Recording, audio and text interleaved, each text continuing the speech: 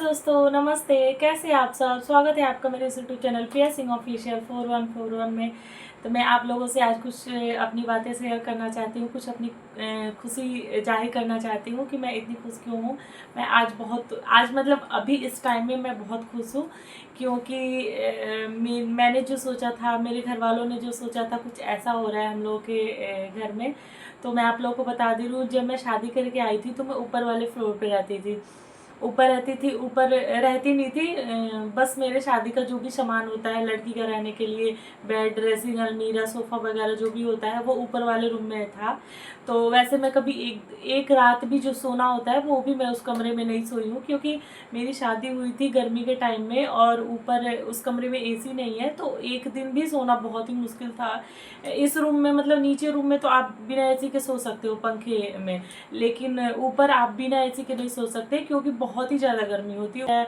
जो भी ऊपर कमरे में रहते होंगे उन लोगों को पता है कि ऊपर वाले कमरे में कितनी गर्मी होती है। तो मैं ऊपर थी, मेरा सामान था ऊपर कि मैं ऊपर ही रहूँगी। फिर जब मैं शादी करके आई तो धीरे धीरे सबको लगने लगा कि हाँ, ऊपर बहुत गर्मी हो रही है, बहुत गर्मी हो रही है, बहुत दिक्कत हो रहा है। तो फाइनली मैं इस रूम में आई। इस रूम में आप देख सकते हो, इस रूम में ये मेरे शादी का सोफ़ा है और इसी रूम में एसी भी लगा हुआ है। तो स्टार्टिंग से ही सबका था कि मैं इसी रूम में रहूँगी, तो मैं इस रूम में रहने लगी। फिर धीरे धीरे होता था कि चलो गर्मी के दिन में नहीं रहेगी, ठंडी के दिन में रहेगी। गर्मी के दिन में इस रूम में रहेगी और ठंडी के दिन में जाके ऊपर रहेगी। फिर गर्मी का दिन धीरे धीरे निकल गया, फिर ठंडी का दिन आया। फिर मैं चली गई अपने मायके। फिर वहाँ से आई तो फिर पता ही है, जब नीचे रहने का आदत हो जाता है तो फिर ऊपर नीचे बहुत ही मुश्किल होता है। और सारा सारा जो भी है वो नीचे है। लैट्रिन बाथरूम भी नीचे है, किचन भी नीचे है, बाकी सब लोगों का कमरा भी नीचे है, माँ का कमरा नीचे है, ये कमरा नीचे है, सब नीचे है। ऊपर बस मेरा ही एक कमरा था और बाकी मतलब ऐसा नहीं कि एक ही कमरा है, जैसे नीचे है वैसे ही ऊपर है। नीचे भी 6 7 8 कमरे हैं, ऊपर भी 6 7 8 कमरे हैं, लेकिन मतलब रहने वाला बस मैं ही इकलौती वहाँ थी जो मेरा रूम वहाँ हुआ था। बाकी जो भी रहने वाले थे सब नीचे ही। नहीं तो किसी में चावल वगैरह रहता है, किसी में लहसुन प्याज वगैरह रहता है, ऐसे ऐसे करके सारे रूम ही भरे हुए हैं। बस एक कमरे में मैं रहती थी। तो धीरे धीरे 1 साल हो गया, फिर मैं नहीं रही। फिर मैं हफ्ते में कभी एक दिन जाती थी, साफ़ सफाई करके चली आती थी, जो भी काम रहता था, साड़ी वगैरह जो भी सामान लेना रहता था अलमारी में से लेके चली आती थी।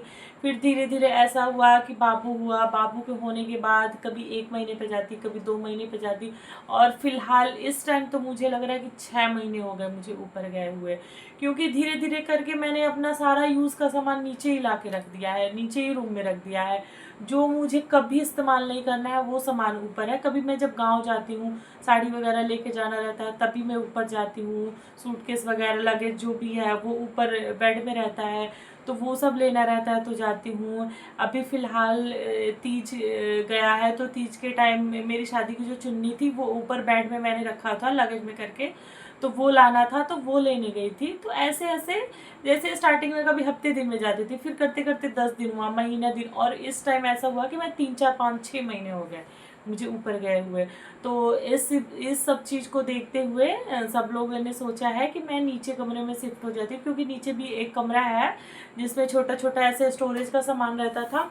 तो उसको निकाल के सब लोगों ने सोचा कि उसका नीचे का फर्श थोड़ा सा, जैसे उसमें कोई नहीं रहता था तो उस पर कोई उतना ध्यान भी नहीं देता था, तो उसका थोड़ा सा फर्श जैसे खुरदुरा टाइप से हो गया है।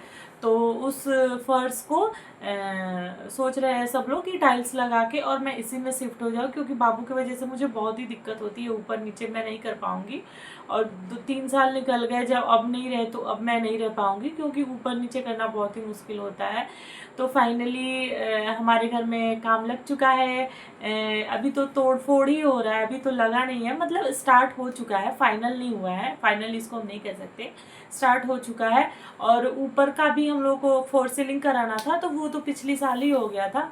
मतलब पिछली साल से ही प्लान हो रहा था कि मैं नीचे आ जाऊंगी, इसी कमरे में आ जाऊंगी, बट उस साल फोर सीलिंग हो गया और फिर ऐसे ही कुछ धीरे धीरे हो जाएगा करते करते काफ़ी टाइम हो गया। तो फाइनली अभी मेरा रूम ठीक हो रहा है और इस चीज़ को लेके मैं बहुत खुश हूँ और बहुत ही मेरे अंदर खिचड़ी पक रही है कि मैं अपने रूम को ऐसे रखूँगी। पता ही है, जब स्टार्टिंग में कुछ भले ही बाद में रखूँ ना रखूँ वो अलग बात है, लेकिन वैसे मैं तो अपने रूम को साफ़ सुथरा रखूँगी, क्योंकि मैं जिस रूम में भी रहती हूँ मैं मेरी सारी चीज़ें जगह पे रहती हैं। कोई भी इतना छोटा सामान भी मेरा इधर उधर नहीं रहता।